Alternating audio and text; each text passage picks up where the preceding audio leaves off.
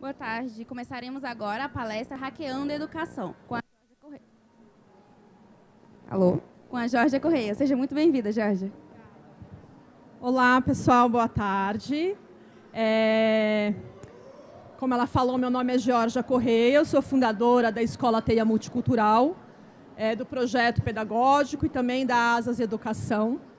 E sou neuropsicopedagoga. Então, a neuropsicopedagogia é a área da neurociência que estuda a aprendizagem especificamente. Sou pedagoga também e mestre em educação, currículo. E vou contar um pouquinho hoje para vocês uma mudança de metodologia que a gente traz dentro do ambiente da escola para, de uma certa forma, realmente transformar a forma que a escola vem trabalhando até então. A intenção não é falar sobre ferramentas. Ferramentas são robótica, qualquer material que você utilize, né? Aparelhos celulares, tablets, tudo isso são ferramentas. Não importa se equipamentos tecnológicos ou equipamentos pedagógicos que não sejam. Mas sim, o que a gente viu e o que a gente vem desenvolvendo há 17 anos é uma nova forma de construir mesmo, da base, o processo educacional e aí, a partir disso, utilizar diferentes ferramentas. O nosso problema inicial dentro do processo educacional, né, é que crianças e adolescentes estão cada vez mais desmotivados para o processo de aprendizagem, cada vez é mais difícil você conseguir, né, o foco, a atenção das nossas crianças. E o que antigamente era algo difícil de se conquistar, que era o tanto de informação que a gente tinha no mundo, hoje está aí, disponível, né? É isso, o Google, você clica lá no Google e tem um monte de informação. Mas ela é abundante, né? Antigamente ela era escassa e hoje ela é abundante. Mas isso não é suficiente para desenvolver o processo de aprendizagem. O processo de aprendizagem não é simplesmente clicar, olhar e ler lá no Google e reproduzir aquilo que está lá escrito, né? Ou seja, devolver aquilo que você leu. Tem algo que é muito além disso. E aprender para quê? Essa é a grande questão das crianças, dos jovens. Poxa, mas por que eu preciso aprender? Para que serve tudo isso hoje, se justamente está tudo lá no Google, né? E esse monte de aprendizagem que eu tenho no meu dia a dia, de conteúdos, de habilidades, de informações, para que isso vai me servir? E é esse o grande questionamento hoje. Mas a nossa grande questão não é apenas o para que aprender, mas tem algo mais complexo do que isso, que é como a gente aprende. E exatamente, a gente pode ter uma série de ferramentas utilizadas no dia a dia, no ambiente escolar, ou não, mas são ferramentas. Não é a forma que se aprende, são só apetrechos para melhorar um pouco, em alguns momentos, o foco de atenção. Agora, a grande questão é aprender o quê?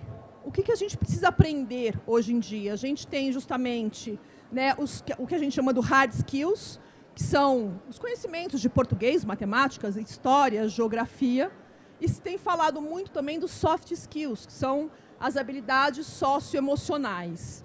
E a gente precisa, enquanto educador, dar conta de tudo isso, porque se tem um lado que é realmente importante aprender a fazer contas, aprender localização espacial, leitura, escrita, tem algo que só o ser humano é capaz, que é, por exemplo, sentir empatia. Realmente você está, enquanto um médico, recebendo um paciente ali no seu consultório, você tem ali o laudo do seu paciente, só que ele chega e você tem que saber como falar para esse paciente, por exemplo, que ele tem um processo de uma doença ali degenerativa, por exemplo.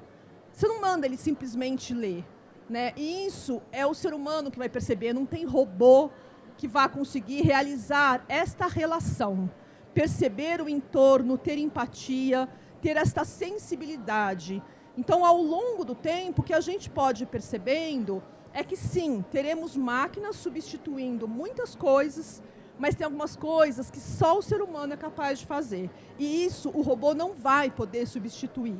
Então, a gente, enquanto ser humano, tem, sim, que aprender todos os hard skills, tem que ter conhecimentos adquiridos para poder saber o que a gente está fazendo e como fazer, mas a gente também tem que desenvolver nossas habilidades socioemocionais, os soft skills, que é a percepção de si, né, o conhecimento de si, dos seus sentimentos, da lida com a sua ansiedade, que o Fabiano estava trazendo agora, né? O Brasil é o número 1 em ansiedade, está em 5º lugar em depressão.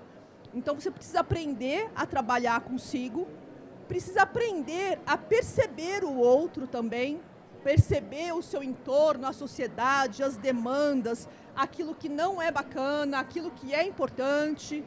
E, por fim, a ética, que é também extremamente, cada vez mais necessário, né? O desenvolvimento, então, esses são soft skills ou habilidades socioemocionais. Mas, mais importante nesse momento, que eu quero trazer para vocês do que tudo isso, é como a gente aprende. Porque nós somos aquilo que a gente aprende. Vocês já pensaram nisso? Que a gente é o que a gente aprende? A cada dia, a cada segundo, a cada instante, não importa se são nas relações, ou se são conhecimentos, ou a lugares, ou andar, um bebê. A gente vai se constituindo de acordo com aquilo que a gente vai aprendendo. Mas como que a gente aprende? E essa não seria uma chave importante? A gente aprender a aprender, saber realmente como a gente aprende, porque a partir do momento que eu sei como eu aprendo, concorda que eu posso aprender qualquer coisa? Eu posso aprender mais conteúdos de história, geografia, matemática, robótica. Eu posso aprender a me relacionar melhor, eu posso conhecer o mundo, eu escolho o que eu quero. Mas eu preciso compreender como eu aprendo.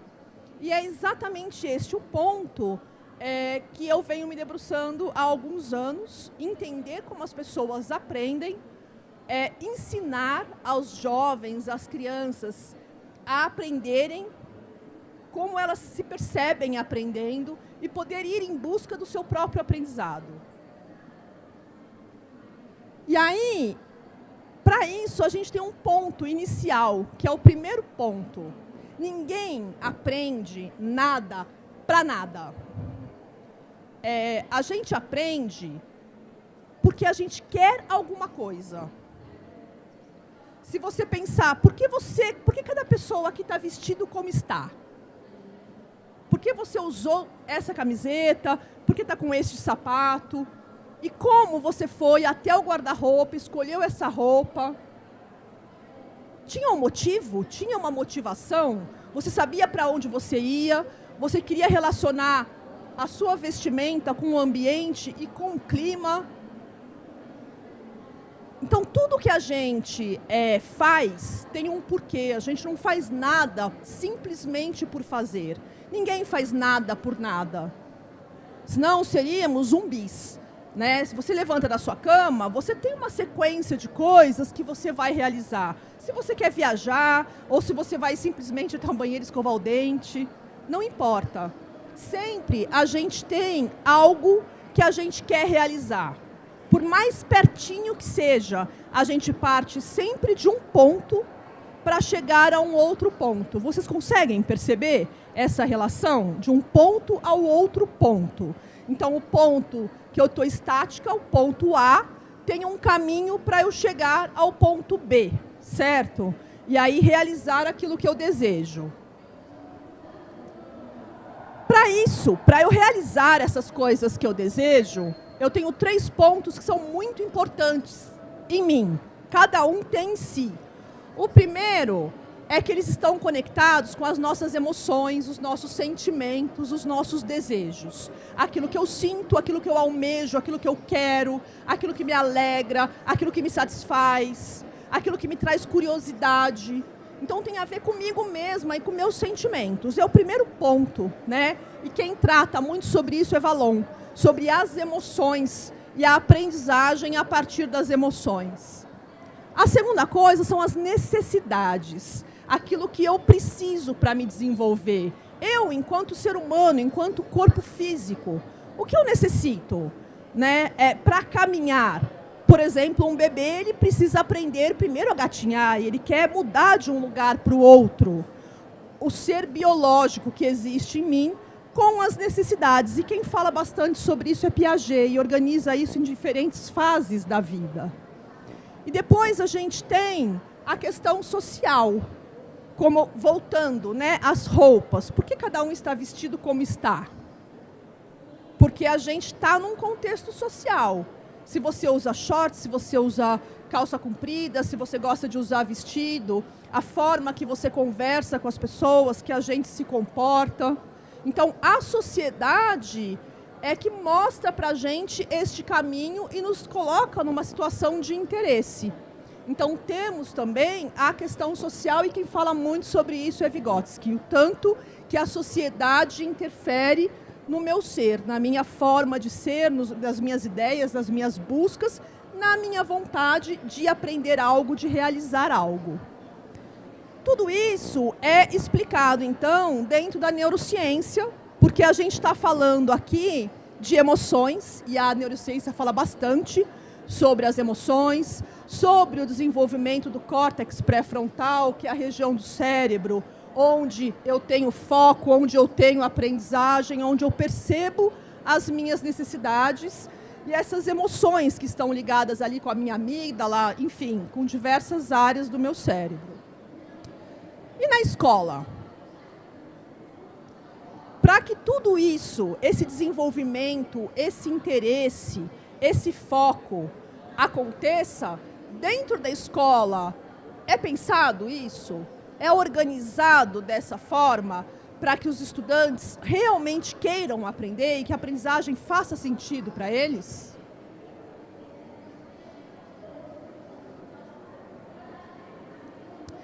E aí que eu trago que não.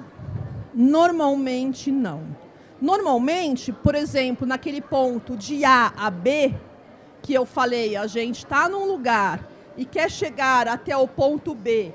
Por exemplo, né, eu estou na minha casa, vou me arrumar para sair, porque eu quero ir para determinado lugar. Então, eu saio do sofá e me direciono para o quarto para abrir o meu armário e pegar uma roupa, né?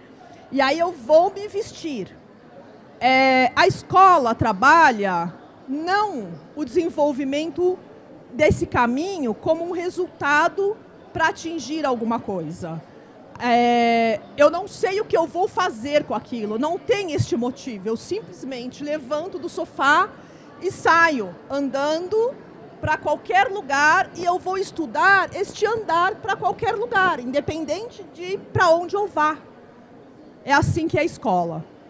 Então, a gente vai se aprofundar em quantos passos são necessários para chegar em algum lugar em tese, em quanto estaria o clima, ou qual poderia ser algum lugar, então talvez eu vista alguma coisa. Não tem foco, né? Não tem intenção. E sem intenção, não dá para ter motivação. Não dá para ter o desejo de aprender e realizar alguma coisa. Ah, mas a intenção é passar no vestibular. E a criança de 7 anos, ela vai viver 11 anos da vida dela pensando em alguma coisa. Em primeiro lugar, uma criança dessa idade não consegue projetar a vida dela por tanto tempo. Ela não tem a menor condição de usar isso como motivador. Ela precisa de motivações mais rápidas, mais imediatas, que ela consiga ver este resultado. E aí a gente vê muitas vezes, de resposta para isso, os projetos, né? Os trabalhos por projetos, que são motivadores, mas feitos de uma forma A gente estuda português, matemática, história, geografia, o que a gente precisa estudar. E depois a gente tem um tempo para pensar no projeto, que é a hora que a criançada tem interesse, que eles se motivam e eles acabam desenvolvendo algo com intenção. E normalmente é assim que as escolas estão trabalhando quando trabalham por projetos.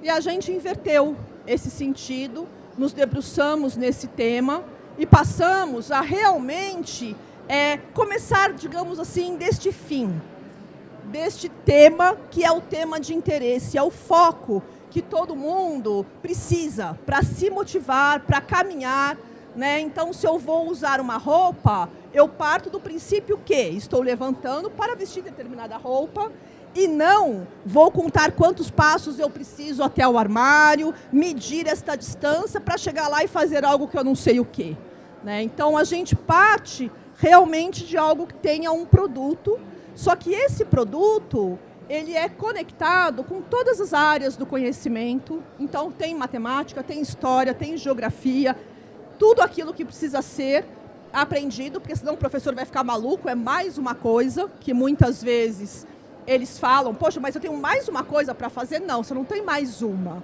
Você só vai fazer de um outro jeito as mesmas coisas, o mesmo trabalho. Com uma diferença, vai ser interessante. A turma estará motivada, eles vão ter vontade de aprender, porque tem um motivo, porque tem emoção, porque tem criatividade envolvida em tudo isso. E aí, por exemplo, aqui é um exemplo, né? O produto e a investigação sobre o produto das diferentes áreas do conhecimento. Então, desde uma tabela ali de calorias, ali embaixo quais são os ingredientes, até a produção da própria caixa e os estudos matemáticos. Então, eu não estou trazendo nada novo e também não estou deixando de dar nada.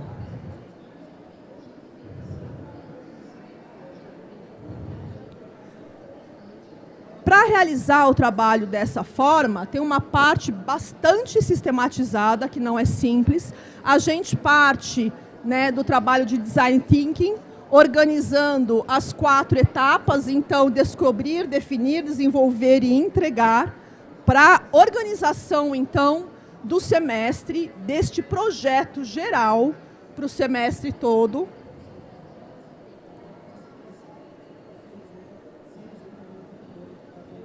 Para que a gente possa, então, chegar em resultados de estudantes felizes, despertos, colaborativos, engajados, com o desenvolvimento das habilidades e dos conteúdos. Então, não é separado. E isso tem que acontecer no momento do planejamento. Então, no planejamento, na hora de organizar, a gente não parte dos conteúdos, porque é isso. Se eu fosse utilizar, né, como a relação, mais uma vez, com a roupa que eu vou vestir, a escola parte do meio, né, dos passos que vou dar. Então, comece a estudar sobre a quantidade de passos para realizar alguma coisa e não da onde eu estou e aonde eu quero chegar. A gente parte da onde eu quero chegar. O que eu quero com isso? O que eu vou produzir? E aí, a partir disso, qual é o foco, o interesse? A gente inverte, a gente vai trazendo os conteúdos. Então, é realmente uma ordem inversa de desenvolvimento. E é este produto que vai fazer com que eu desenvolva todos os conteúdos necessários. Porque, por exemplo, né, eu não consigo realizar aquela caixa, né? O meu projeto é uma caixa de leite, de achocolatado. Eu não consigo, a partir do nada, fazer uma caixa de achocolatado, não uma caixa de mentirinha, uma caixa de verdade, né? Com as medidas adequadas, com os produtos, com a logomarca, enfim, tudo isso criado. Eu tenho que saber ler, tenho que saber escrever, eu tenho que trabalhar com medidas, com ângulos, eu tenho que pesquisar quais são os produtos que estarão ali, né? Uma tabela de ingredientes nutricionais. Então, tudo isso é o motivador, né, para eu desenvolver os conteúdos, mas o produto é a caixa. Então, eu tenho um motivo para realizar algo. E isso já é organizado no próprio planejamento, na hora que a gente vai começar a pensar o que vai ser ensinado, o que vai ser desenvolvido pelos alunos, para que a gente possa chegar, então, nos conhecimentos sistematizados, os hard skills, e, ao mesmo tempo, com motivação e criatividade. Aqui são alguns produtos, são alguns projetos que a gente pode desenvolver, de peças teatrais com figurinos, por exemplo, e as produções disso, até esses produtos mesmo que eu estava falando para vocês. Dentro disso, a gente tem condição de ir reconhecendo o dom, as habilidades de cada criança e incentivando, porque não tem nada pior do que você não ser reconhecido nos seus dons e habilidades. Não tem nada que a criança se sinta mais frustrada do que não ser vista, não ser reconhecida. Então, quando você traz um projeto, principalmente um projeto amplo, e dá oportunidade de diferentes experiências, com características diferentes também, você pode trazer habilidades distintas também, e cada um ser valorizado no seu lugar, né? E não importa se é um lugar artístico, se é um lugar mais técnico, cada um tem a sua habilidade, todos precisam aprender o básico, mas todo mundo pode ir além do básico, né? Todo mundo precisa ser estimulado em algo que vai além dessa média. A gente está muito acostumado ali a desenvolver, achar que o bom é ser todo mundo mediano. E não. Ser mediano é muito pouco para o ser humano, para as pessoas, né? A gente tem que brilhar. E para a gente brilhar, a gente precisa saber qual é o foco, a habilidade, qual é o lugar de cada um.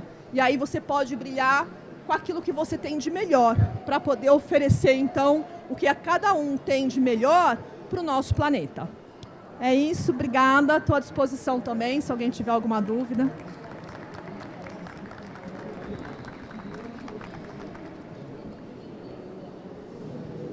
Alô? Oi. Oi. Oi, bom dia. Eu sou professor de robótica, me chamo Igor. Eu dou aula lá em Recife e muito do que você me passou também é algo que eu tento aplicar em sala de aula. Eu tenho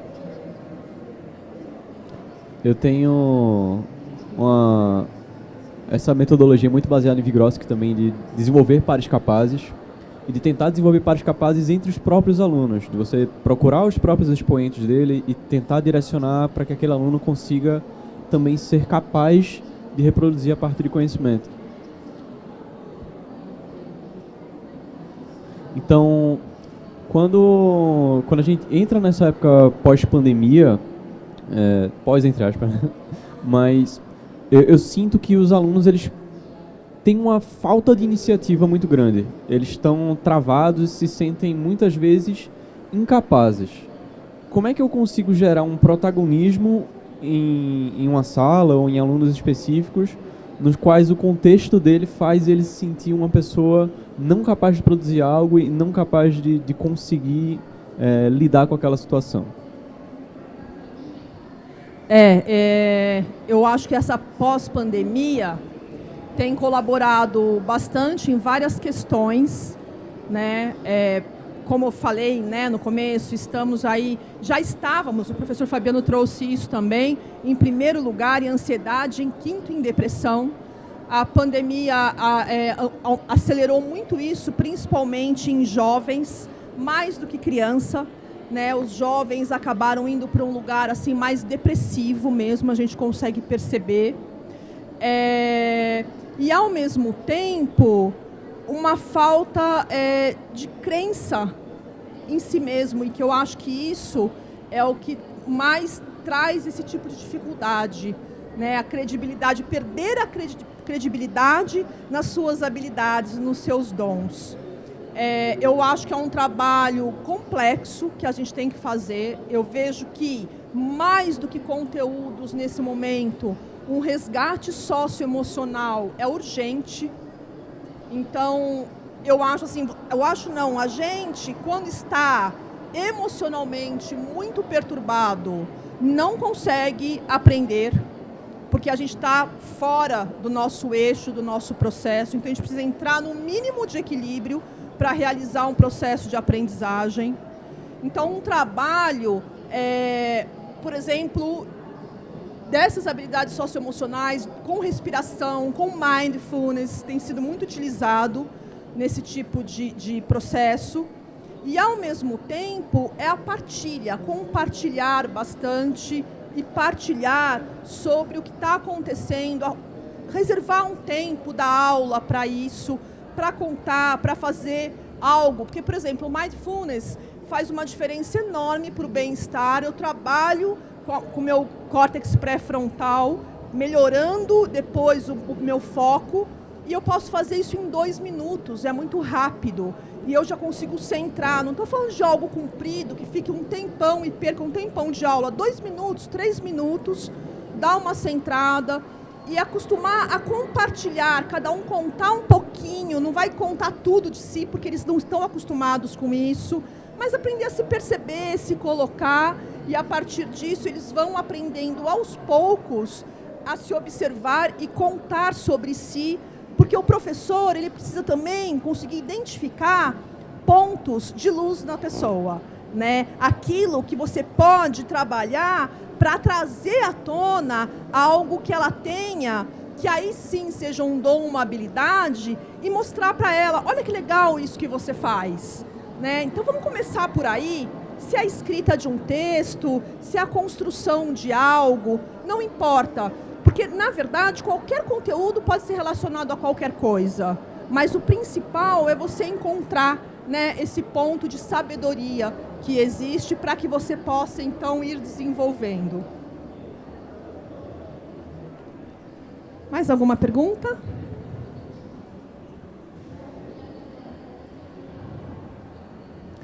Dou-lhe uma, duas. Muito obrigada, Georgia. Obrigada, pessoal. Obrigada.